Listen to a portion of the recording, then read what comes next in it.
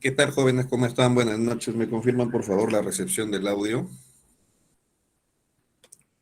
Buenas noches, profesor. Sí se escucha. Ok, gracias. Muy bien, mi nombre es Juan Carlos Uceda. Conmigo vamos a desarrollar la asignatura de contabilidad gerencial. Es una asignatura teórico-práctica y para ustedes que son alumnos, digamos que no estudian la especialidad de contabilidad, de lo que se les va a dotar a ustedes son de herramientas prácticas a partir del campo de la contabilidad para que desde un punto de vista administrativo, gerencial, puedan ustedes utilizar estas herramientas en, digamos, en la práctica profesional. Eh, Rápidamente, bueno, yo soy docente de la Universidad Continental. Normalmente he dictado cursos de formulación, análisis e interpretación de estados financieros, costos y ahora, bueno, contabilidad gerencial. Soy contador público colegiado, tengo una maestría en administración y finanzas, estudios de doctorado en ciencias contables y empresariales. Soy docente en la Universidad Nacional Mayor de San Marcos. Mi experiencia profesional, cerca de 18 años, está referida principalmente al sector privado, en las actividades de construcción, minería, agroindustria, agrícola, avícola, servicios educativos. Soy auditor, eh, consultor también. He ocupado cargos, desde los cargos que normalmente todo profesional debería comenzar, desde un practicante, auxiliar, asistente, encargado, jefe de oficina, jefe de departamento, gerente, gerente financiero, gerente de contabilidad, gerente general, miembro de directorio, en fin. De tal manera que voy a compartir con ustedes mi cierta, poca o alguna experiencia en el campo profesional.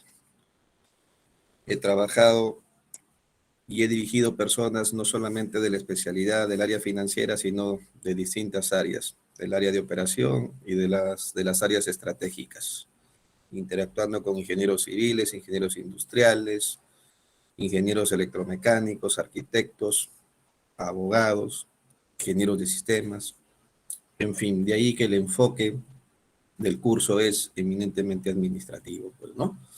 No es un curso para contadores, así que por ese lado, de repente, no se preocupen, ¿de acuerdo? Eh, Había esperado yo unos 3 minutos para que puedan ingresar más personas, más participantes y poder comenzar. Eh, Esta asignatura la vamos a desarrollar todos los, eh, todos los días jueves, ¿no? Todos los jueves como hoy, me parece que es desde las 9 hasta las 10:29. Es un poco corto el tiempo, es un poco corto en realidad, pero vamos a procurar poder cubrir todos los tópicos de las cuatro unidades. En esta primera unidad vamos a conversar acerca de la gerencial, algunas generalidades de la misma, cuáles son las diferencias y semejanzas entre la contabilidad financiera y la contabilidad gerencial, ¿no? Ustedes deben saber que la madre y la matriz de todas las contabilidades es la contabilidad financiera, a partir de la cual se han desarrollado las otras contabilidades. Es como la auditoría. La auditoría matriz, madre, la que origina todas las demás auditorías, es la auditoría financiera por excelencia, ¿no? De ahí se desprende la auditoría de cumplimiento y la auditoría de gestión. Lo demás son solamente clichés, que auditoría tributaria, auditoría de sistemas, auditoría medioambiental, auditoría de calidad, son solamente nombres, ¿no? Porque todas esas auditorías se resumen en lo que se conoce en el campo de la auditoría como la auditoría de cumplimiento. Y es así también lo que ocurre con la contabilidad. Sí, que ha levantado la mano Marco Antonio. Adelante. Buenas noches, compañero. Buenas noches, profesor. Profesor, un favorcito. No sé si el material que el día de hoy vamos a avanzar nos lo podría poner ahora en el aula virtual para imprimirlo y para poder tener ahí, anotar algunos percances para que se nos haga más fácil en el momento de hacer nuestro PAD y en el momento también de dar nuestra evaluación, profesor. Muy buenas noches. A ver, caballero, me parece que usted no ha revisado el aula, porque en el aula está desde el día de ayer colgado el material. Aquí está hace 22 horas, he colgado en el foro de novedades el material complementario, todos estos archivos. Sería bueno que revisen con antelación siempre el foro de novedades. ¿De acuerdo? Sí, de acuerdo, profesor. Así. Lo que pasa es de que lo sabemos mirar por el área, lo hemos visto por el área, lo estoy viendo por el otro área de introducción, en donde se ingresa todo lo que es las videollamadas. A veces también nos dejan ahí, nos sabían dejar con los otros cursos, entonces no lo he revisado bien, profesor. Muchas gracias. Permiso. El foro de novedades, alumno, a usted le llega, a usted y a todos sus compañeros, cada vez que se escribe algo en el foro, a ustedes les llega el correo electrónico. Les llega porque a mí también me llega, ¿no? Entonces, nuevamente les sugiero, les recomiendo que revisen el foro de novedades. Si otros profesores cuelgan material en otra ubicación del aula virtual, bueno, son otros profesores, ¿no? Yo acá ya les estoy indicando de que en el foro de novedades es donde se cuelga el material para que rápidamente, apenas se cuelgue algo, por ejemplo, hoy día vamos a desarrollar una casuística, yo la desarrollo en el Excel, inmediatamente yo subo ese archivo Excel al foro de novedades, ¿no? Para que todos tengan ahí el acceso rápido a lo que se cuelgue. ¿Okay? Claro, claro, profesor. Voy a disculparme, si no lo había visto, casi muy bueno. Ok. Muy bien, entonces, ¿qué más les estaba comentando acerca del curso? Una vez a la semana, eh, se les sugiere no faltar al curso, o en todo caso, están siempre las grabaciones para que puedan ustedes repasar, para que ustedes puedan revisar lo que hemos tratado en la sesión. ¿De acuerdo? Entonces, si no hubiera alguna otra pregunta, vamos a comenzar. ¿Ya? Bienvenidos nuevamente a la asignatura de contabilidad gerencial.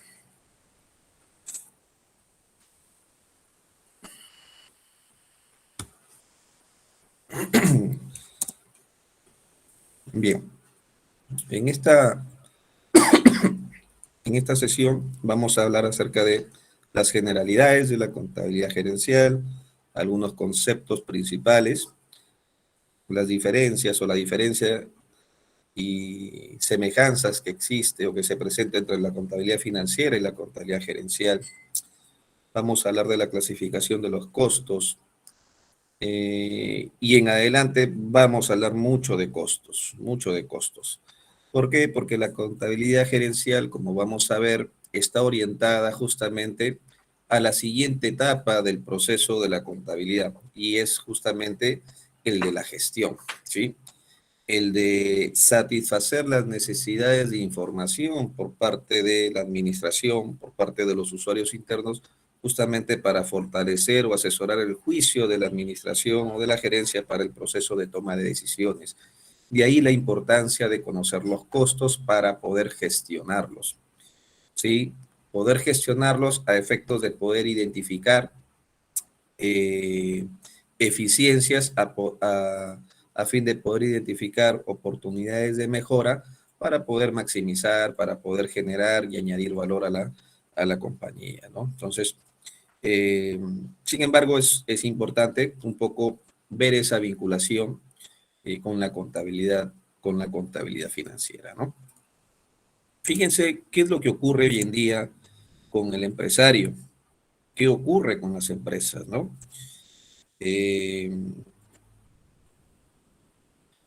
Hace más o menos 15 años atrás se hablaba de la globalización como un fenómeno, ¿sí? Hoy en día la globalización es un proceso y es un proceso necesario para los países eh, debido pues a eh, fuerte, a este fuerte impulso de integración de los mercados. Entonces, países como el nuestro no ha sido ajeno, en todo caso, a esta integración de mercados a través del impulso justamente de los tratados de libre comercio que vienen ya desde el año 2011 aproximadamente y un poco más, inclusive con el gobierno de Toledo, eh, y que prácticamente no existen fronteras para hacer negocios. Y justamente esta situación de la integración de mercados, de estandarizar, de desgravar justamente las operaciones de comercio exterior, tratando de eliminar las medidas como por ejemplo pararancelarias o los dumping que pueden a veces constituirse por parte de algunos países, han hecho pues de que el entorno, el macroentorno en el cual se va desarrollando, se va desenvolviendo las actividades de la compañía, pues se va tornando hiper competitivo, muy turbulento, ¿no? Y eso añadido a lo que ocurrió hace 2 años y que todavía seguimos con ciertas consecuencias que se originaron por los efectos adversos de la pandemia, que crearon escenarios de incertidumbre, ¿sí? Escenarios de incertidumbre eh, y que en el caso extremo terminaron con la vida de muchas empresas, ¿sí? Con la vida de muchas empresas. Entonces, hablamos a estos factores como el caso del gobierno, la competencia, la globalización, la integración de los mercados, el desarrollo de los mercados de capital y adicionalmente también una mayor inclinación por utilizar pues las tecnologías de la información para los procesos, eh, hacen pues a las empresas, a los empresarios, justamente tener que adaptarse, tener una capacidad de adaptación para poder enfrentar digamos, este nuevo escenario, ¿no? Y el hecho de poder enfrentar este nuevo escenario significa que necesariamente debe conocer su negocio, debe conocer las reglas de juego de la economía. Es decir, no puedo yo operar con mi empresa si es que estoy totalmente ajeno a lo que está ocurriendo en el macroentorno, qué está ocurriendo con la inflación, qué está ocurriendo con el tipo de cambio, ¿sí? Qué está ocurriendo con la tasa de interés, ¿de acuerdo? Entonces, ¿cuáles son las expectativas de crecimiento que se están, digamos, estimando, considerando para el crecimiento de la economía, medido en este caso, por el indicador del Producto Bruto Interno, ¿no? Por un lado, y por otro lado, cuáles son las expectativas de crecimiento que se están estimando para el sector en el cual se desarrolla la empresa, ya sea en la minería, ya sea en el sector agropecuario, subsectores agrícola, pecuario, servicios, en fin. La empresa no es una isla, ¿no? No es una isla. Entonces, la empresa no está, como dirían los profesionales en marketing, no está hoy en día, pues, nadando en un mar azul, sino se ha convertido el mar, pues, en completamente rojo, ¿no? Completamente rojo. Entonces, exige que las empresas tengan que estar reposicionando, diferenciando, segmentando, reestructurando, ¿sí? Orientando esfuerzos para optimizar, para simplificar, para automatizar procesos como una forma de poder buscar eficiencias que se traduzcan finalmente en mejores resultados. Entonces, fíjense, no podemos estar en una situación de no saber qué es lo que está pasando a nuestro alrededor, ¿sí? Definitivamente. Hoy en día hasta las personas están pendientes de lo que está pasando en la economía, ¿no? El tema de Rusia con Ucrania y cómo las consecuencias de ese conflicto internacional que está al otro lado del mundo cómo de manera indirecta también nos afecta, nos viene afectando. Entonces, hay que estar siempre informados respecto de lo que está ocurriendo, de la información, digamos, más reciente, así como también de la información predictiva, ¿no? Entonces, habiendo mencionado esta parte, digamos, del macroentorno, nos vamos un poco centrando más ya en lo que es la empresa. Y aquí tengo, fíjense, un flujo referido al proceso económico de una empresa. Les pido que miren por un par de minutos el flujo y quisiera que alguno de ustedes, algún voluntario o voluntaria, eh, describa el flujo, dónde inicia, ¿sí? Cómo fluye y dónde termina.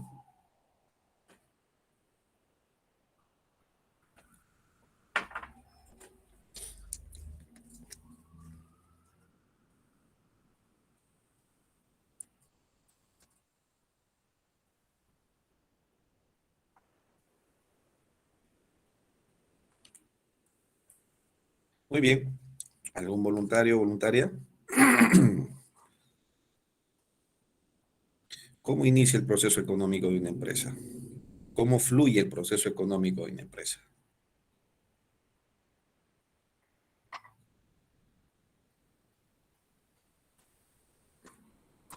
A ver, vamos a ver por aquí.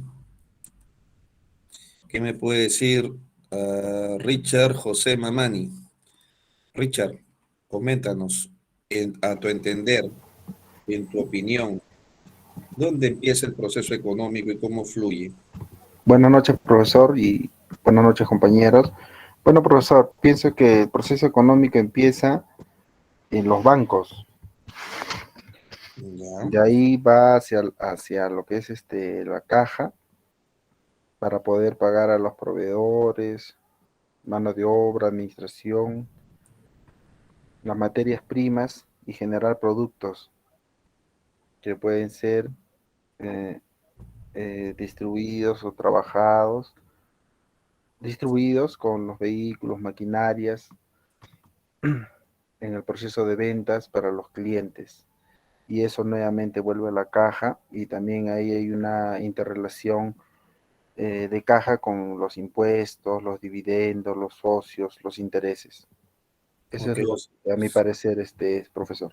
ok, un poco interesante tu parecer cuando refieres de que los productos se movilizan con las maquinarias, ¿no? ¿Alguna otra participación? De repente, ¿qué me puede decir Fernando de los Heros?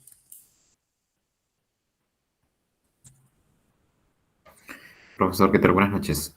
¿Qué tal? Eh, en mi caso, bueno, también coincido con el compañero Richard, ¿no? El tema de la caja.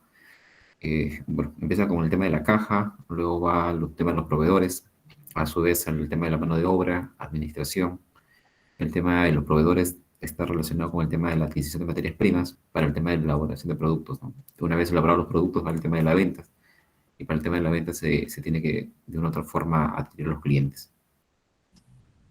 Ok, o sea que tu opinión, la caja aparece por inercia, ¿no? Aparece por sí sola, por un milagro, por obra y gracia.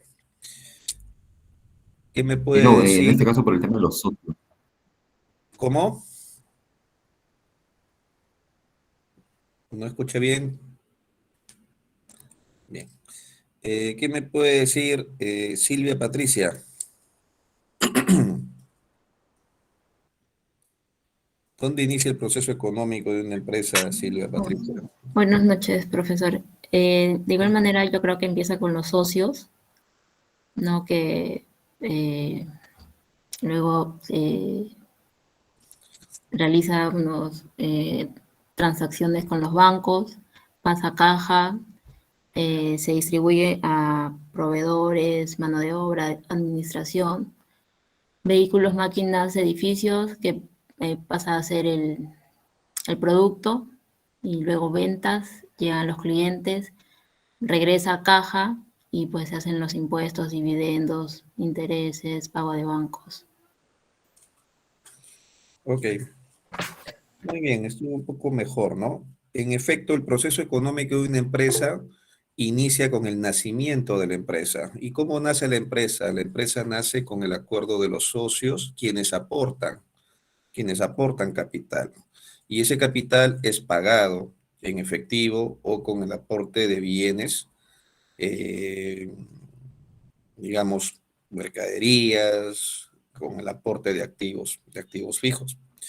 Entonces, si aportan efectivo, con ese efectivo, la empresa lo que hace es contratar mano de obra, pagar a sus proveedores para poder proveerse de materias primas, más la mano de obra, ¿sí? Por otro lado, necesita capital inmovilizado para poder manufacturar, necesita invertir en activo inmovilizado, en maquinarias, en equipamiento, eh, en una planta, ¿sí? Y como eso es activo inmovilizado y la empresa necesita, digamos, o no tiene los recursos suficientes, va a recurrir al banco para tomar dinero prestado o en su defecto para financiar mediante algún tipo de contrato, como por ejemplo un arrendamiento financiero o un leasing, ¿sí? Recurre al banco y el banco financia justamente el activo inmovilizado. Contrata también personal para el soporte de gestión, de administración, ¿de acuerdo? La conjunción o la combinación de los factores de materiales, mano de obra y el uso de las maquinarias, el uso de los activos inmovilizados, nos permite generar valor agregado que se traduce en un producto terminado. Ese producto luego es comercializado a clientes, ¿sí? Ya sea al contado o ya sea al crédito. Finalmente, vamos a realizar el producto a través de su venta a los clientes y los clientes nos van a pagar. Con ese dinero que entra a caja, obviamente, tengo que cumplir con mis obligaciones corrientes con el Estado, tengo que pagar impuestos, ¿sí? Tengo que devolver, en este caso, el préstamo al banco y no solamente devuelvo el capital, sino también el costo del servicio a la deuda, que son los intereses, ¿sí? Y a los socios les tengo que devolver lo que se conoce como dividendo a cambio del aporte que hicieron en un inicio. Y nuevamente continúa el flujo del proceso económico, ¿no? De manera inexorable en el tiempo, porque un negocio se constituye para que opere o para que esté en marcha de manera inexorable en el tiempo. Yo no constituyo un negocio con la intención de liquidarlo, ¿sí? Existen ciertos negocios que nacen para un propósito específico, como por ejemplo los consorcios que nacen justamente para desarrollar un proyecto determinado, sobre todo proyectos de infraestructura. Una vez que termina el proyecto, el consorcio se liquida y se distribuyen las ganancias entre los consorciados y murió, ya sea un consorcio, un joint venture, una asociación en participación. Después, en general, las empresas nacen para tener actividades de manera inexorable en el tiempo. ¿De acuerdo? Y entonces, sobre o dentro de este proceso económico está inmersa la contabilidad.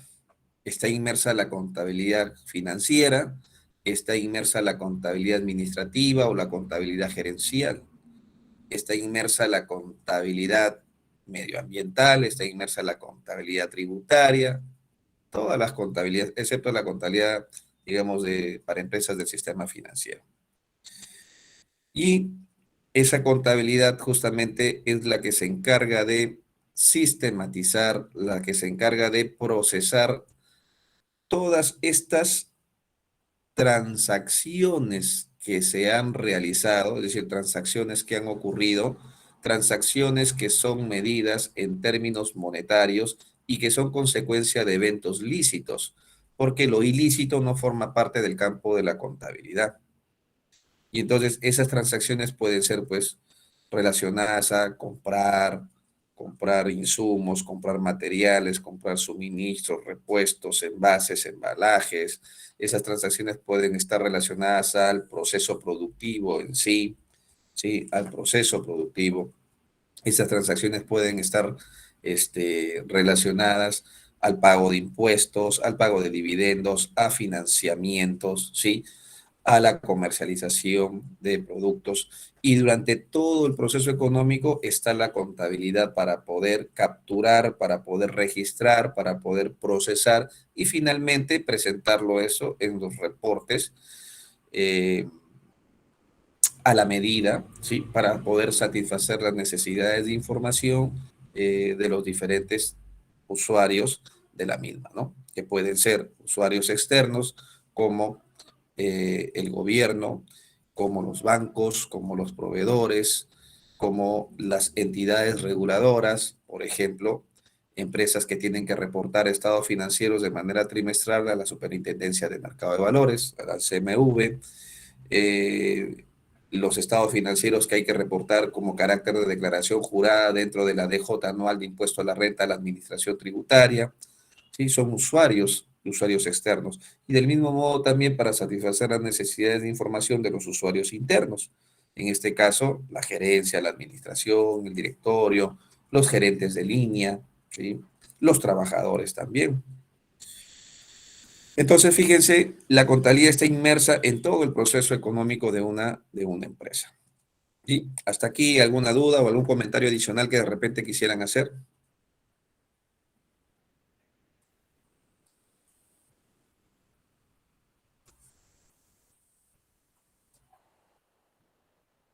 Muy bien, continuamos entonces.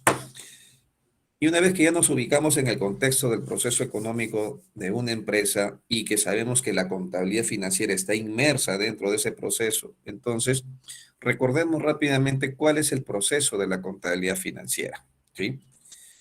¿Dónde nace, cuándo nace la contabilidad financiera y qué comprende ese proceso? ¿De acuerdo? Y entonces, ya en el proceso económico de una empresa habíamos visto que los socios son los que toman la decisión justamente de crear una empresa. Pero en general, una empresa nace por la decisión individual o propia de una persona, ¿sí?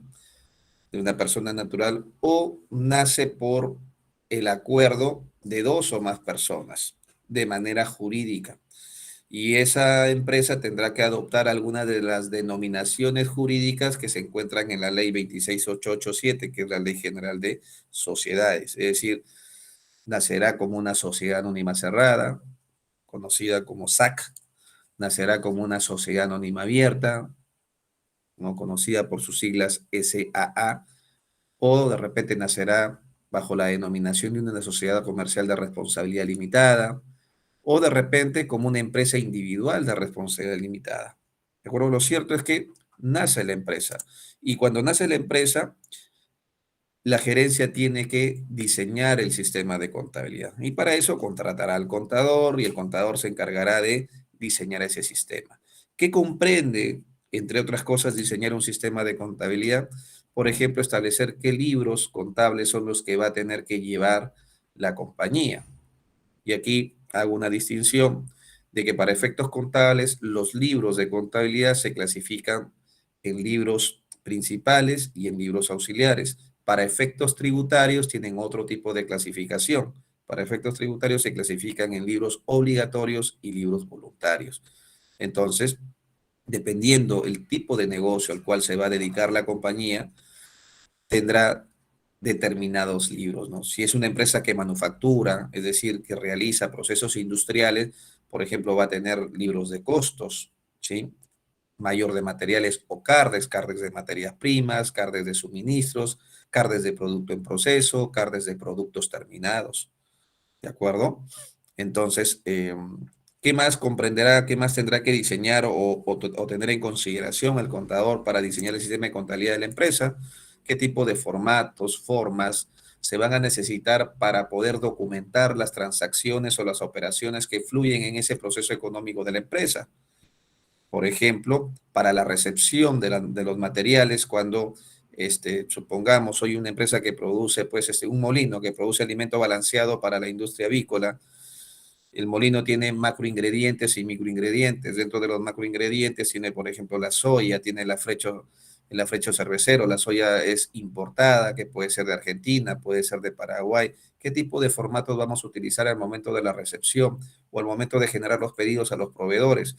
Una orden de pedido, una orden de compra, al momento de la recepción y se tenga que pesar en la balanza industrial, se va a generar un ticket de pesado, ¿sí? Para efectos de poder registrar en el CAR de la recepción, se generará un parte de ingreso a almacén como documento, como formato, y luego cuando esto sale a la producción, a través de un requerimiento de producción, utilizaré, por ejemplo, un vale de consumo, y si lo voy a utilizar, ¿cómo debe diseñarse? ¿Qué información debería contener ese vale de consumo? ¿De acuerdo? Y así, para las distintas transacciones que se proyectan, va a realizar o va a tener la empresa. Entonces, los formatos, ¿no? Acá también adicionalmente va a tener que diseñar pues el plan contable, va a tener que diseñar el catálogo de centros de costos, ¿no? Estos centros de costos, proyectos, AFES o ubicaciones que se utilizan justamente para poder acumular y controlar el consumo de recursos de los diferentes departamentos, de las diferentes áreas que tiene la empresa para efectos de gestionar los mismos, ¿no? Los reportes, ¿qué tipos de reportes vamos a utilizar? ¿Sí? ¿Qué tipo de reportes? Reportes de costos de producción, reportes de costos de artículos manufacturados, reportes de consumo de materiales, reportes de inventarios de baja o nula rotación, o reporte de overstocks, en fin, de acuerdo a lo que va, a lo que se va a dedicar la compañía, ¿no? Y también, bueno, los archivos, ¿no? Vamos a tener archivos físicos, hoy día ya con esa orientación que se tiene hacia la transformación digital o a la digitalización de los procesos, ya los archivos pues serán digitales o virtuales. Hoy vamos a instalar o vamos a implementar un cuarto de data, un centro de almacenamiento de datos, ¿no? Donde vamos a alojar ahí de repente lo que es el sistema de seguridad de almacenamiento de datos, el data center, ¿no? O los servidores, o es que simplemente no queremos correr mayores riesgos y lo que vamos a hacer es alquilar pues un servidor virtual en la nube, ¿no? Entonces todas estas cosas se tienen que ir definiendo hasta que se generan las operaciones o las transacciones que pueden ser transacciones de inversión, transacciones de compra, de ventas, de remuneraciones, producción propiamente dicho, ¿no? ¿Qué más? Puede ser inclusive pago de impuestos. Ahora, todas estas transacciones para efectos del proceso de la contabilidad se tienen que evidenciar o documentar en lo que se conoce como un documento fuente. Esos documentos fuentes, dependiendo del tipo de transacción, pueden ser facturas, si hablamos de una transacción de compra, la factura que me emite el proveedor, ¿sí? Pues si hablamos de una transacción de venta, las facturas que emite la empresa. Recordemos que hoy en día las facturas son electrónicas, ¿sí? Pero adicionalmente a la factura, yo puedo tener una orden de compra como documento fuente, ¿no? Puedo tener la orden de compra, puedo tener la orden de pedido, puedo tener una guía de remisión también cuando a veces el proveedor atiende con traslados parciales o yo le atiendo a mis clientes con traslados o entregas parciales. Las boletas de pago para el caso de las planillas, ¿no? El parte de producción, en el caso pues del proceso productivo, las órdenes de trabajo, las órdenes de producción o los partes de producción también. Una letra de cambio es un documento fuente porque permite documentar, permite sustentar de manera objetiva estas transacciones, ¿no? Los cheques también son documentos fuentes, ¿no? Entonces, todos estos documentos fuentes se van a registrar en lo que se conocen como registros auxiliares, ¿no? Recuerdan que hace un momento en la lámina anterior les dije que los libros contables se clasifican en libros principales y libros auxiliares. Entonces, estos documentos fuentes pasan a un registro auxiliar, luego de este registro auxiliar se centralizan en un documento contabilizador. De ese documento contabilizador van a lo que se conoce el famoso libro diario. Probablemente han escuchado ustedes hablar del famoso libro diario, el libro mayor, el balance de comprobación. Paralelamente se efectúan análisis de cuentas. Fíjense toda la labor que hacen los contadores, ¿no? Luego la combinación de este famoso balance de comprobación y análisis de cuentas nos lleva a lo que se conoce como una hoja de trabajo. Y de esta hoja de trabajo recién se formula el primer estado financiero, que es denominado estado de resultados integrales, estado de situación financiera, segundo estado financiero, del estado de situación financiera y el estado de resultados se desprende el estado de flujos de efectivo y del estado de situación financiera el estado de cambios en el patrimonio. Y entonces aquí termina la contabilidad financiera. A partir de este momento ya entra a tallar la contabilidad gerencial. ¿De acuerdo? Aquí ya entra a tallar la contabilidad gerencial. Entonces, rápidamente, un poco recordando lo que es, antes de pasar a esta parte, tenemos nosotros la guía, permítanme rápidamente, tenemos esta guía, la guía número 1, ¿sí? Esta guía está referida a formular dos estados financieros, el estado de situación financiera y el estado de resultados, ¿de acuerdo? Para eso les proporcionan el famoso balance de comprobación, lo que habíamos visto aquí, este balance de comprobación. Entonces, a partir de este balance de comprobación, lo que vamos a hacer es primero identificar los elementos del estado financiero y considerando estas situaciones que nos presenta el caso, vamos a ir estructurando rápidamente un estado de situación financiera y un estado de resultados. De tal manera que los invito a bajar esta guía para que puedan seguir rápidamente la solución, ¿no? Entonces, veamos por aquí, ¿no? Fíjense, aquí nos habla de la empresa El Eslabón S.A. Entonces, un estado financiero tiene un encabezado. Empieza con el nombre de la empresa, ¿ya? El Eslabón S.A. El primer estado financiero es el estado de situación financiera. Y ese estado de situación financiera se tiene que formular a una fecha determinada, y en este caso es al 31 de diciembre de 2019. Entonces, al 31 de diciembre de 2019. ¿De acuerdo? Y este estado financiero, de acuerdo a lo que nos va indicando aquí, está expresado en soles. ¿Sí? Está expresado en soles. Entonces, acá se pone sencillamente en soles. ¿De acuerdo? ¿Y cuáles son los elementos de un estado de situación financiera? Por un lado tengo los activos, ¿sí? Y por otro lado tengo los pasivos y patrimonio. Los pasivos tengo los pasivos corrientes. Pasivos, por acá tengo pasivos corrientes, ¿sí?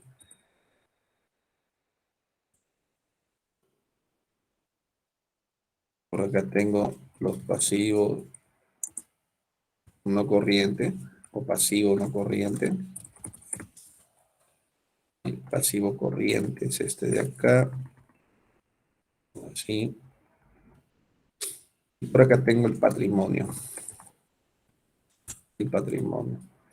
De mismo modo, en los activos, tengo los activos corrientes. ¿Sí? Y por acá tengo los activos no corrientes. Correcto. Finalmente lo que tengo es total activos. Y por aquí tengo total pasivos y patrimonio. Y patrimonio.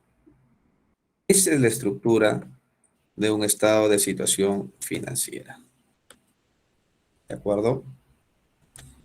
Si hay algo que no se entiende, por favor me interrumpen y me preguntan. No se queden con la duda. ¿De acuerdo? Muy bien. Entonces, esto es lo que tengo en un primer momento. ¿Ya? Esto es lo que tengo en un primer momento.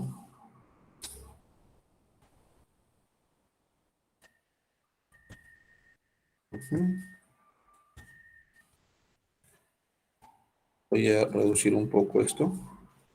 para que se pueda ver. Muy bien, entonces, ¿qué nos dice el caso?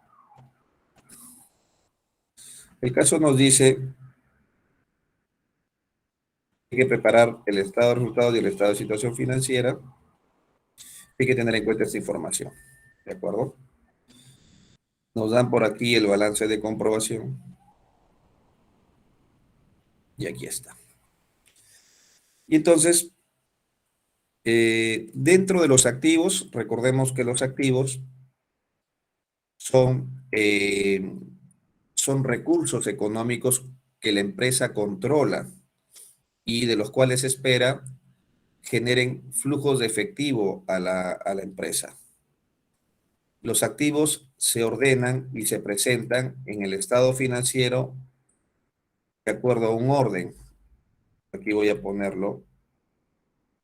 Los activos, ¿sí?, se presentan en orden de liquidez decreciente. ¿Esto qué significa? De la partida más líquida a la menos líquida.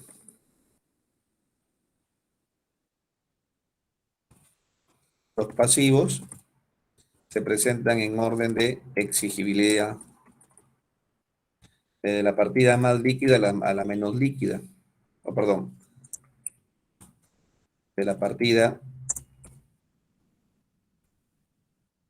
más exigible, ¿sí?, a la menos exigible.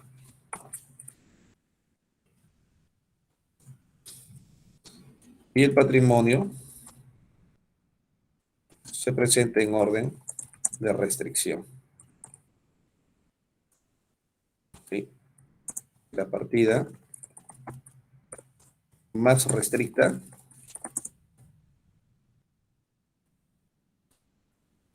a la menos restricta. ¿Ok? Ese es el orden en que se presenta. Entonces, partiendo de eso, si los activos se presentan en orden de liquidez decreciente, es decir, de la partida más líquida a la menos líquida, la primera partida que debe aparecer aquí en el activo debe ser el efectivo. Esa es la partida más líquida, el efectivo. Entonces, el efectivo ha tenido este movimiento, ¿sí?, estos saldos, y aquí me presentan los saldos para el estado de situación financiera. ¿Y qué me dicen? Que el efectivo para el estado de situación financiera, que es el que estamos viendo aquí, estado de situación financiera, el efectivo tiene un saldo de 490.000. ¿Sí? Es decir, yo tendría que poner aquí efectivo y equivalente de efectivo. Vamos a jalar un poco más. 490.000.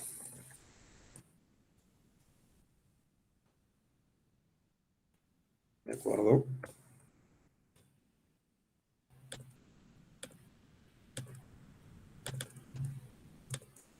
$490.000. Pero, ¿qué me dice el comentario, el análisis?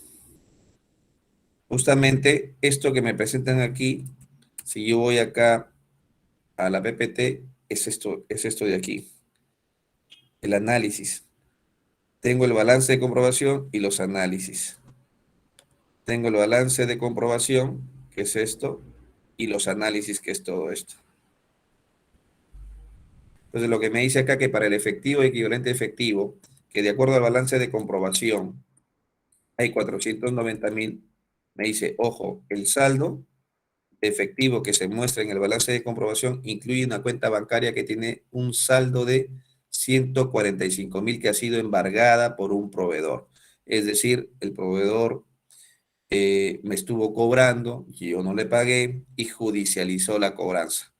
Y al judicializar la cobranza, el juez le ha dado la razón y ha emitido una sentencia de embargar la cuenta. Entonces, al embargar la cuenta significa que ese dinero el banco lo restringe. La empresa ya no puede disponer de ese dinero. ¿Por qué? Porque hay un mandato judicial hasta que se resuelva. Por lo tanto, si bien es cierto, tengo 490.000 en el banco, que constituyen efectivo y equivalente efectivo, pero esos de los 490.000, 145.000 no los puedo mover. Y es más, la gerencia de la empresa El Eslabón estima que todavía en el año 2021 se va a levantar el embargo. ¿Sí? En el año Está 2021. cautelado, profesor. Medida cautelar. Por ejemplo, ¿no? Está congelado, así es, está congelado. Entonces, pero está en la cuenta a nombre de la empresa. Por lo tanto, aquí lo que tengo que hacer es reclasificar de estos 490.000. Como estoy presentándolo al 31 de diciembre del 2019 y me dice que todavía en el año 2021, es decir, pasados los 12 meses posteriores, recién se va a poder disponer de ese dinero, entonces yo tendría que pasar al activo no corriente, lo que se conocen como fondos sujetos a restricción. A restricción.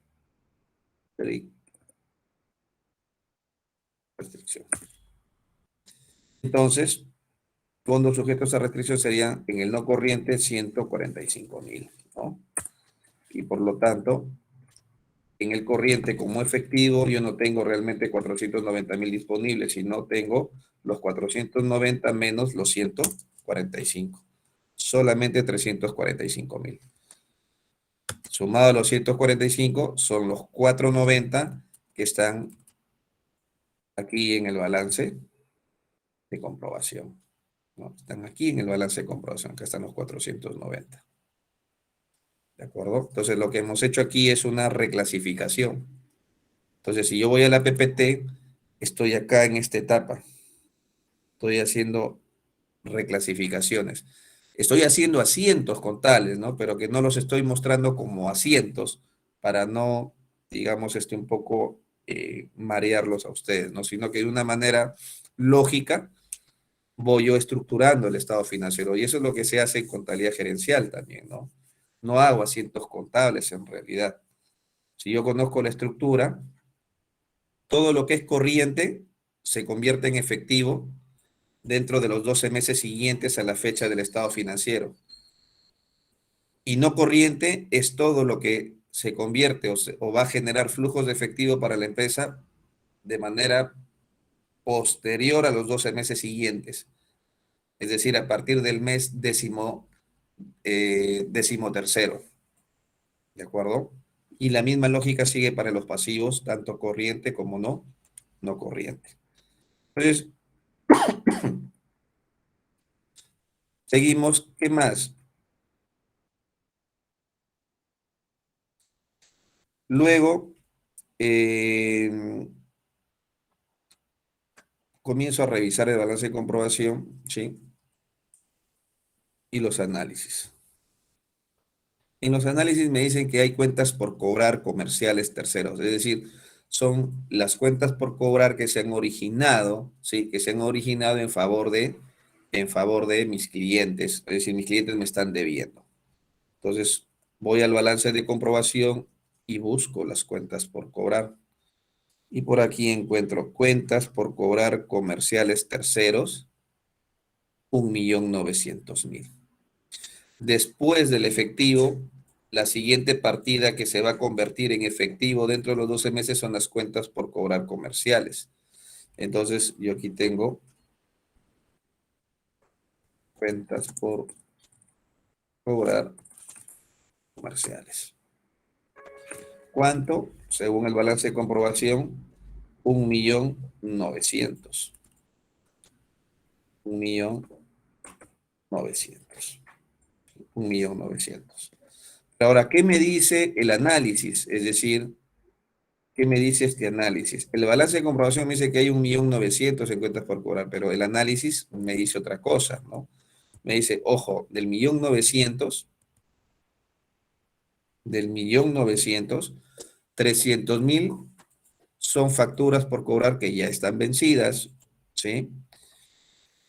1.100.000 son facturas por cobrar que vencen dentro de los siguientes 12 meses y 500.000 son facturas por cobrar que vencen después de 12 meses. Entonces, ¿eso qué significa? Que yo voy a tener facturas por cobrar no solo en el activo corriente, sino en el activo no corriente. ¿Por qué? Porque están venciendo después de los 12 meses. Entonces, eso significa que aquí en el activo no corriente voy a tener cuentas por cobrar comerciales. Todo plazo. ¿Cuánto? 500.000 me dice el análisis. ¿Sí? 500.000. Entonces, yo ya no tengo acá 1.900.000, sino lo que tengo son 1.900.000 menos 500.000. Es decir, 1.400.000 más 500, ahí está el 1.900.000. Pero además de eso me dice, oye, pero del 1.900.000, por si acaso, 161.000 soles son cuentas por cobrar de dudosa recuperación. Es decir, esas cuentas por cobrar ya no las vas a recuperar. Vas a tener que iniciar acciones judiciales, vas a tener que primero, no sé, pues mandarle carta notarial a tu cliente, invitarlo a conciliar, porque ya ha venido pues asumiendo una conducta de morosidad, te ha pedido refinanciar, es decir, objetivamente el cliente ha incurrido ya en incumplimiento, ¿no? Y por lo tanto, tú no tienes 1.900.000 por cobrar, tienes 1.900.000 menos la cobranza dudosa, menos la cobranza dudosa. Y entonces, eso significa que aquí, en estas cuentas por cobrar, ¿sí? Yo puedo presentarlo de dos formas. Puedo decir cuentas por cobrar comerciales neto, y a este 1.400.000 tendría que restarle 161.000.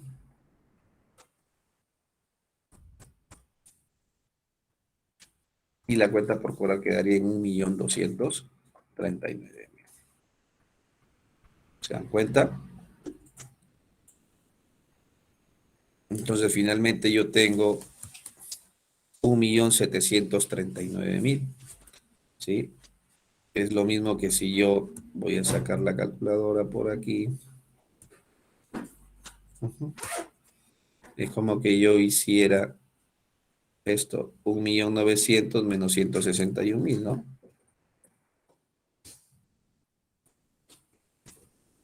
Ahí está, 1.739.000. Esto es lo que tengo. Del mismo modo, seguimos. ¿Qué más tenemos? Mercaderías. ¿Sí? Mercaderías. ¿Cuánto tengo en mercaderías en el balance de comprobación como saldo? Tengo 2.900.000. Entonces, por acá voy a tener inventarios. Inventarios, ¿sí? 2.900.000. 2.900.000. Pero, así como en las cuentas por cobrar, y acá le estoy poniendo neto, ¿ya? Otra forma de hacerlo, por si acaso, voy a hacer lo siguiente, ¿ya? Otra forma de hacerlo es que los 161.000 voy a sacar de acá y los voy a poner aquí. Y acá simplemente voy a poner estimación de cobranza dudosa. Si yo lo hago de esta manera, entonces aquí borro el neto. ¿Sí? Comerciales terceros.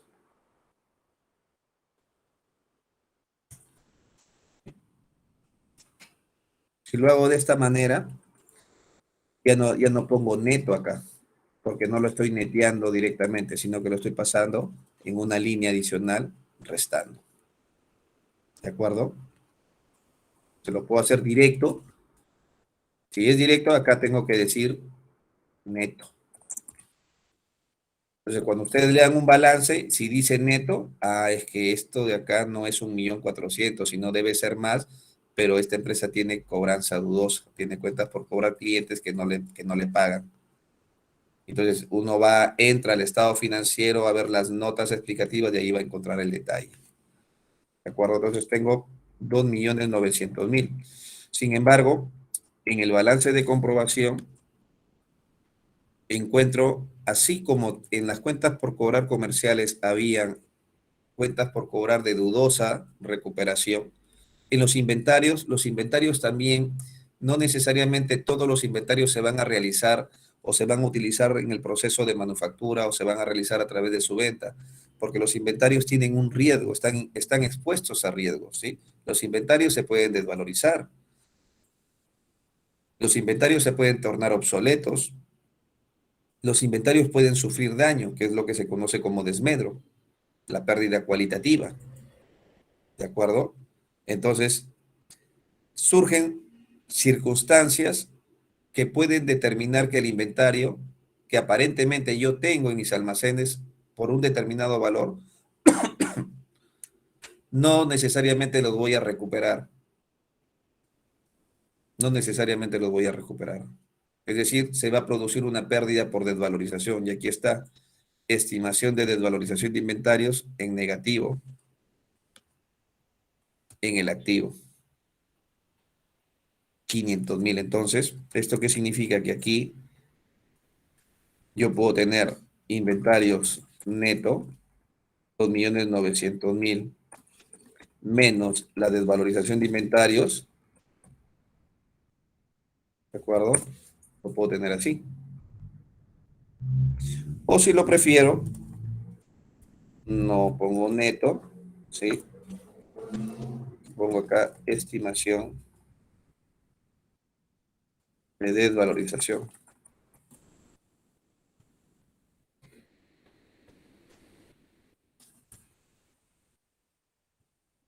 Entonces aquí quito los 500 y así como la cobranza dudosa, aquí abajo dejo en negativo. ¿De acuerdo?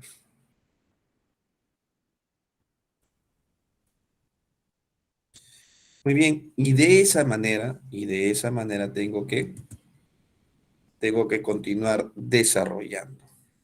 ¿Ya? Ya voy a continuar desarrollando. Yo voy a colgarles ya la solución completa. Un poco lo que he querido aquí es exponerles la metodología. Denme por favor un minuto para poder colgarlo, ¿ya?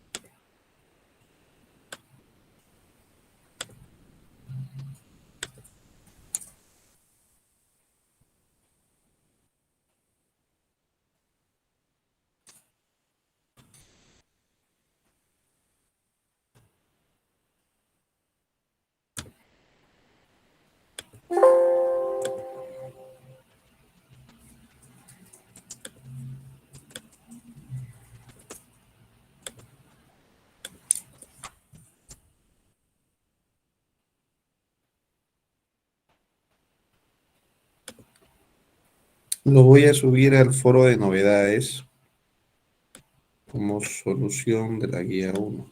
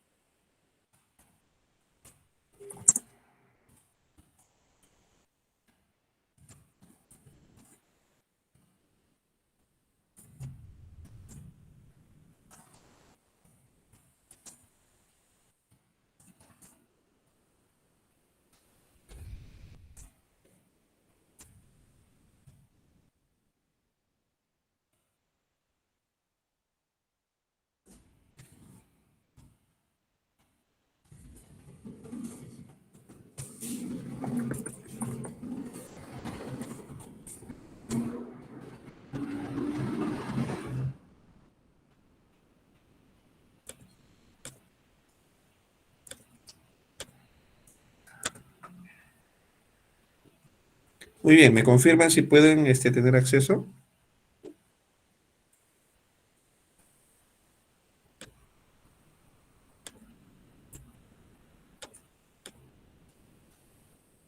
¿Pueden verificar en el Ya se campus? puede verificar, ya se puede ver.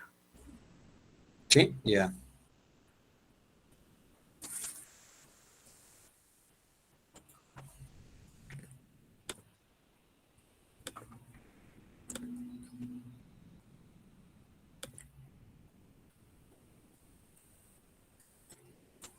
Bien, hasta aquí alguna pregunta.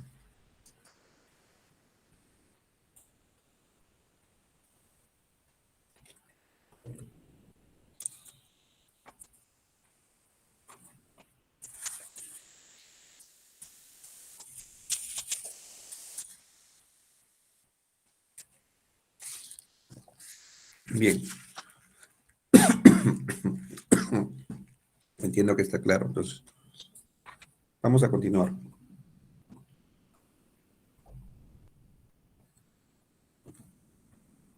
Fíjense, cuando hablamos de contabilidad financiera y de contabilidad gerencial, estamos hablando de un sistema, ¿sí?, formulado, estructurado, para poder dotar de información. Los propósitos de dicha información son diferentes o son distintas en todo caso, ¿no? La contabilidad financiera tiene un propósito, mientras que la contabilidad administrativa o la contabilidad gerencial o contabilidad de gestión tienen otro propósito, ¿de acuerdo? En medio de ambas contabilidades está lo que se conoce como la contabilidad de costos o la contabilidad analítica de costos. ¿De acuerdo? Entonces, decíamos hace un momento de que la contabilidad financiera justamente satisface las necesidades de información para los usuarios externos. La contabilidad analítica de costos está orientada a la determinación o al cálculo del costo de manufactura, ¿sí?, o al costo del servicio, y está orientada para satisfacer las necesidades de los usuarios internos, ¿de acuerdo? Pero desde un contexto ligado al cumplimiento normativo también.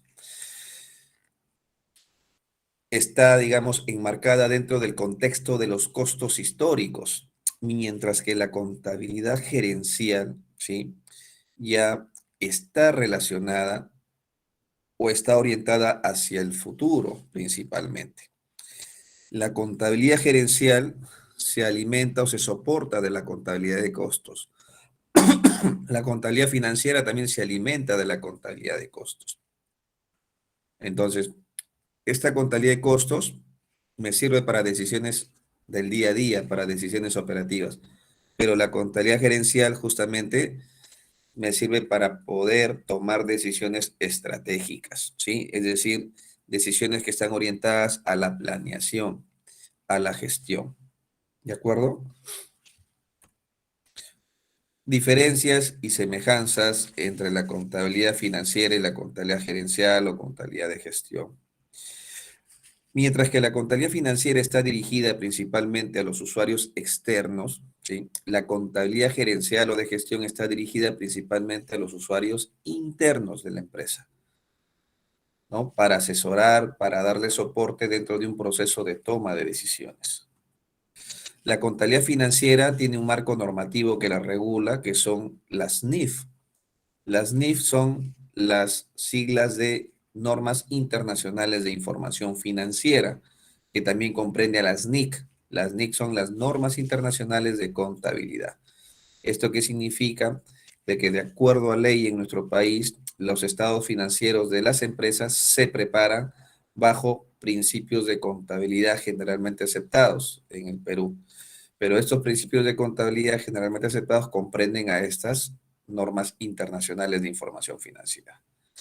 Mientras que la contabilidad de gestión o contabilidad gerencial es una contabilidad más flexible, es flexible. La contabilidad financiera no, está, digamos, supeditada a las normas, no puede desviarse de las normas. La contabilidad gerencial, por el mismo hecho de que existe para satisfacer las necesidades de información de los usuarios internos, es flexible, se adecúa, se amolda, ¿no? Es decir, se adecúa a las necesidades de los usuarios internos, es decir, de acuerdo a las políticas, a los usos y costumbres del sector. La contabilidad financiera registra y valora las transacciones de la empresa como una sola entidad, mientras que la contabilidad gerencial emite informes analíticos por líneas de negocio, por unidad de negocio, por segmento, por divisiones, por departamentos, por líneas de producción. Entonces se van dando cuenta el nivel de detalle y que lógicamente debe ser así para poder cumplir su propósito, ¿no? Es decir, para que nos permita poder tomar decisiones estratégicas. La contabilidad financiera se emite o emite los reportes con regularidad, es decir, informes periódicos que pueden ser mensuales, trimestrales, semestrales, anuales, a través de lo que se conocen como estados financieros. Ya sabemos que los estados financieros pues comprenden al estado de situación financiera, al estado de resultados integral, al estado de cambios en el patrimonio, al estado de flujos de efectivo y las notas a los estados financieros, ¿no? Mientras que la contabilidad de gestión o contabilidad gerencial emite informes con frecuencia según el tipo de informe. Puede ser mensual, semestral, hay informes semanales, ¿no? En la compañía donde yo trabajo los informes son semanales, ¿sí? Entonces, y eso va a depender según las necesidades que tenga la gerencia, ¿no? Que tenga la gerencia. Entonces, por ejemplo, presupuestos, informes de costos, etc. La contabilidad financiera, entonces, se basa en el contexto del costo histórico, ¿no? En gran medida. Es decir, en el pasado, en lo que fue. Mientras que la contabilidad de gestión, ¿sí? Habla de informes predictivos, informes pro formas o informes provisionales. Es decir, qué debió haber sido para efectos de control y qué es lo que será para efectos de planeación. Entonces, al hablar de la contabilidad financiera o la contabilidad de gestión o contabilidad gerencial como un sistema de información, estando en medio de ambas la contabilidad de costos, fíjense, el objetivo de la contabilidad financiera es información sobre la situación financiera en general de la empresa. Para la contabilidad de costos, proporcionar información para la toma de decisiones, pero en el ámbito táctico operacional, en el día a día. Mientras que en la contabilidad gerencial o de gestión, el objetivo es proveer de información para toma de decisiones estratégicas. Características del sistema de información dentro de la contabilidad financiera es que es homogéneo. ¿Por qué? Porque se basa en normas, en leyes, en regulaciones. Mientras que en la contabilidad de costos se va adaptando de acuerdo a la naturaleza del proceso, al tipo de producto que manufactura la compañía. Y en el caso de la contabilidad gerencial, se caracteriza por estar orientada siempre hacia el futuro y gestionar. Por eso que hablamos de planeamiento y control. El producto de la contabilidad financiera como un sistema de información son los estados financieros contables. En el caso de la contabilidad de costos, son los informes de costos, ¿sí?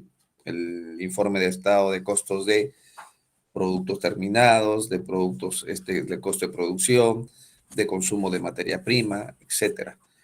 Mientras que en la contabilidad gerencial o de gestión como sistema de información, el producto básicamente va a ser un tablero de comando o un cuadro de mando, ¿no? Integrar, por ejemplo, el balance scorecard. ¿Sí? En cuanto al elemento organizativo, como sistema de información, en la contabilidad financiera se convierte en un centro contable. Para la contabilidad de costos hablamos de centros de costos o centros de actividad. Mientras que en la contabilidad gerencial involucra pues no solamente los centros de costos, sino hablamos de centros de responsabilidad. Centros de responsabilidad. Entonces, de esta manera podemos señalar las similitudes o en todo caso las diferencias existentes entre la contabilidad financiera y la contabilidad gerencial. Y luego también cuáles son esas similitudes o diferencias entre la contabilidad financiera como un sistema de información versus la contabilidad gerencial. Preguntas. Queda claro entonces que la contabilidad gerencial está orientada para justamente satisfacer necesidades de información para la toma de decisiones estratégicas. Se orienta hacia el futuro, mientras que la contabilidad financiera satisface necesidades de información de usuarios externos, que está estandarizada y que se basa principalmente en el pasado, en lo que fue. ¿De acuerdo? Tanto la contabilidad financiera como la contabilidad gerencial se soportan y se alimentan de la contabilidad de costos. Entiéndase la contabilidad de costos que satisface necesidades de información para dentro del ámbito táctico operacional, ¿no? Dentro del ámbito táctico operacional. ¿De acuerdo? La contabilidad gerencial no tiene regulación, es flexible, se adapta, mientras que la contabilidad financiera está condicionada siempre, digamos, a las leyes, a las regulaciones propias del campo de la contabilidad. Bien, entonces, dicho eso, algunos conceptos claves de costos ya entrando un poco más en materia, ¿sí? Cuando hablamos de costos, lo que nosotros buscamos siempre es costear, es decir, determinar cuánto cuesta producir, cuánto cuesta prestar el servicio. Y el determinar cuánto cuesta producir de esto o de aquello o de este producto que desde un punto de vista de marketing comprende un bien o un servicio, en costos nos referimos a lo que se conoce como el objeto del costo. El objeto del costo es cualquier cosa de la que se desee conocer por separado cuánto cuesta producirlo en términos de materiales, de mano de obra y de gastos indirectos de fábrica. ¿Sí? Para eso hay que tener en cuenta que el costo de producción o el costo de manufactura es igual a la suma de los tres elementos: materia prima directa, mano de obra directa y gastos indirectos de fábrica. Ahora, el objeto del costo es un lapicero, ¿sí? Por ejemplo, está apagada mi cámara. Por ejemplo, un objeto del costo es este dispositivo de almacenamiento de memoria virtual, más conocido criollamente como la memoria USB. Este celular es un objeto del costo. Es algo de lo cual yo quisiera saber cuánto cuesta producirlo por separado en términos de materiales, mano de obra y gastos indirectos de fábrica. Este plumón, ¿sí? Es un objeto del costo. La laptop o la PC de escritorio en la cual ustedes están en este momento siguiendo la clase es un objeto del costo. Su coche o su vehículo es un objeto del costo. Su casa es un objeto del costo. ¿Sí? Este vaso con agua es un objeto del costo. Es decir, cualquier cosa de la que deseemos saber, conocer cuánto cuesta producirlo. Pero ya llevando la teoría al mundo real, ¿sí? Al mundo real, un objeto del costo puede comprender n número de productos, ¿sí? Entonces, eh, lo que se comienza, digamos, o lo que debemos hacer es con criterio, con juicio profesional, eh, generar ciertos agrupamientos de los productos, como por ejemplo a través de una unidad de negocio, a través de áreas o departamentos o por sedes geográficas, ¿no? Que de manera práctica me resulte viable a efectos de poder controlar y costear, ¿de acuerdo? Porque recordemos que siempre hay que estar evaluando el costo-beneficio. El costo de implementar un sistema de costeo respecto del beneficio esperado, el costo debe ser siempre menor al beneficio esperado. Entonces, dicho esto, cuando hablamos de costo es importante entender la diferencia entre costo, gasto y pérdida. El costo básicamente es un activo. El costo es todo lo que encuentro en el balance de la empresa, es todo lo que está en el inventario. Costo es el inventario de mercaderías, costo es el inventario de productos terminados, costo es el inventario de productos en proceso, costo es el inventario de envases y embalajes, costo es el inventario de suministros y repuestos o materiales auxiliares. Todo eso es el costo. Por eso acá se define al costo como la porción del valor de adquisición de un bien o servicio que ha sido diferido, es decir, es un activo y que todavía no ha sido aplicado a la realización de los ingresos, es decir, a las ventas. ¿Por qué? Porque esa materia prima que es costo, que es activo, que está en mi almacén, se va a consumir en la producción. Y una vez que se combina con los otros elementos de el costo de producción, que es el costo de conversión dado por la suma de la mano de obra directa más los gastos indirectos de fábrica, entonces se convierte en un producto terminado. Pero aún ya siendo un producto terminado, sigue siendo costo. ¿Por qué? Porque está en el activo todavía, está en el balance. Una vez que se venda, deja de ser costo. Una vez que se venda, deja de ser costo y se convierte en un gasto. Por eso que aquí hablamos costo, por ejemplo, la mercadería que compramos. Costo es la adquisición del seguro contra incendios. Costo es una máquina. Costo es la adquisición de un derecho de marca. ¿Qué más? El costo es la medida en términos monetarios de los recursos sacrificados para lograr alcanzar o conseguir, en este caso, un bien o un servicio determinado, con la expectativa de un futuro ingreso. Eso también es un costo, es un recurso económico, monetario que se sacrifica, ¿sí? Para poder lograr un objetivo, en este caso, el de manufacturar el producto. ¿Y qué es gasto entonces? Gasto es el costo que se ha aplicado o se ha asociado contra el ingreso de un periodo determinado. Por ejemplo, gasto es el importe de la mercadería vendida o el importe del producto terminado vendido. Gasto es el seguro por el periodo transcurrido. Gasto es la depreciación de la maquinaria, sea mensual o anual. Gasto es la amortización de los intangibles. ¿Y qué es pérdida?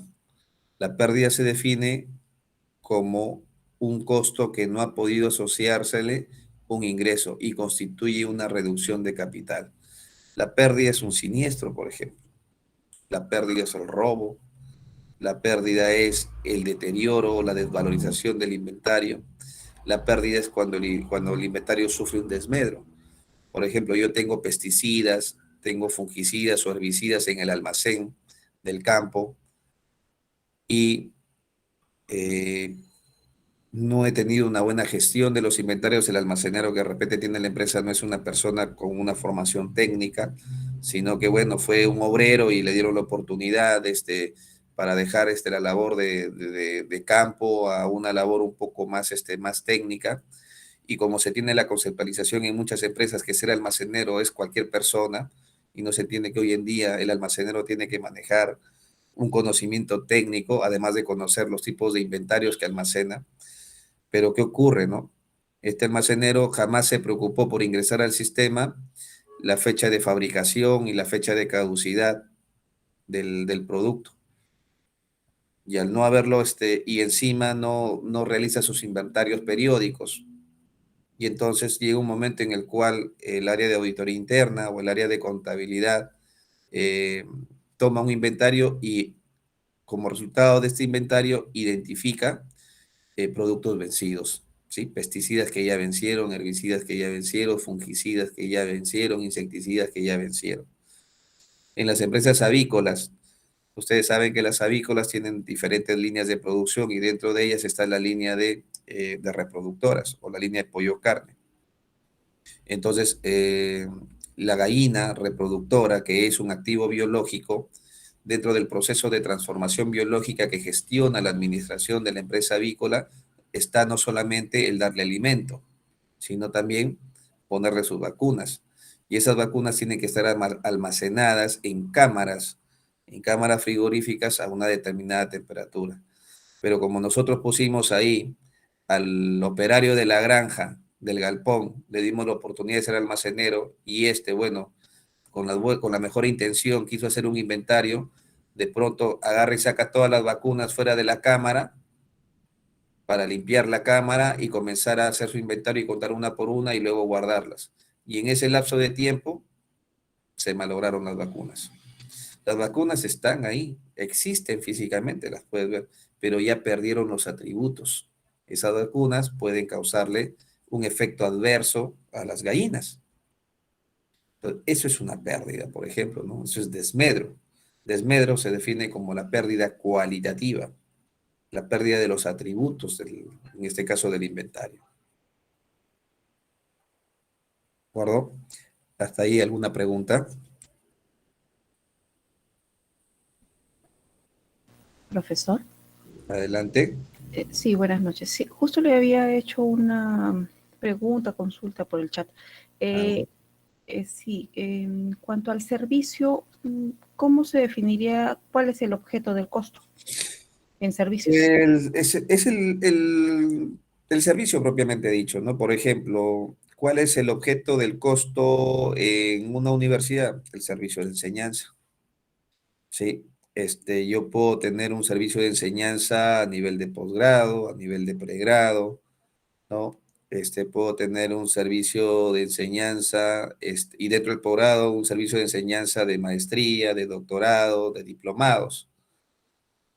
Eh, Como son diferentes servicios de enseñanza, entonces lo que hago es agruparlos por unidades de negocio. Entonces, mi objeto del costo es la unidad de negocio,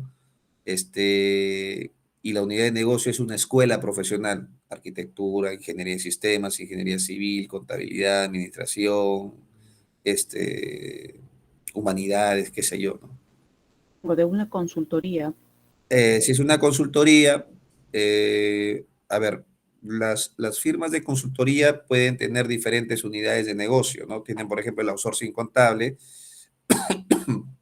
Ese es un objeto del costo, el outsourcing contable, ¿ya? Y lógicamente cada cliente es un objeto del costo, el outsourcing contable de cada cliente, pero además del outsourcing contable que se suele tener en las firmas de consultoría, tienes la unidad de negocio de cumplimiento tributario, la que se encarga justamente de hacer las revisiones de las declaraciones de impuestos, ¿no? Las que atienden a veces las revisiones fiscales de los clientes. Otro objeto del costo en una consultora puede ser la unidad de negocio de no domiciliados, ¿no? Que es un tema bastante especializado y muy rentable, ¿no? O sea, por el mismo hecho de que es muy especializado. Otra unidad de negocio, por ejemplo, es la división de auditoría. Entonces, ahí estoy agrupando, ¿no? Ahí estoy agrupando con el criterio de unidad de negocio el objeto del costo. Pero si mis sistemas de información me permiten costear, determinar cuánto me cuesta cada servicio, entonces cada servicio es un objeto del costo. ¿De acuerdo? Ya. Sí, sí, ok. Gracias. Muy bien. ¿Alguna otra pregunta?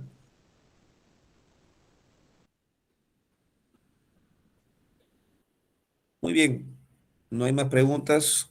Nos vamos a quedar ahí. Creo que estamos justamente ya en la hora. Les voy a pedir que revisen, por favor, el material para que puedan venir en la siguiente sesión bastante pilas y hacer sus preguntas relacionadas justamente con el tema a tratar. ¿De acuerdo? Muy bien, entonces voy quitando la presentación. Siendo ya la hora, me despido, que tengan un buen fin de semana y nos estamos reencontrando el próximo jueves, ¿no? Sí, Así es, gracias, profesor. profesor. Muy bien, listo, que les vaya muy bien. Buenas Gracias, noches. profesor. Buenas noches. Buenas noches. Gracias, profesor.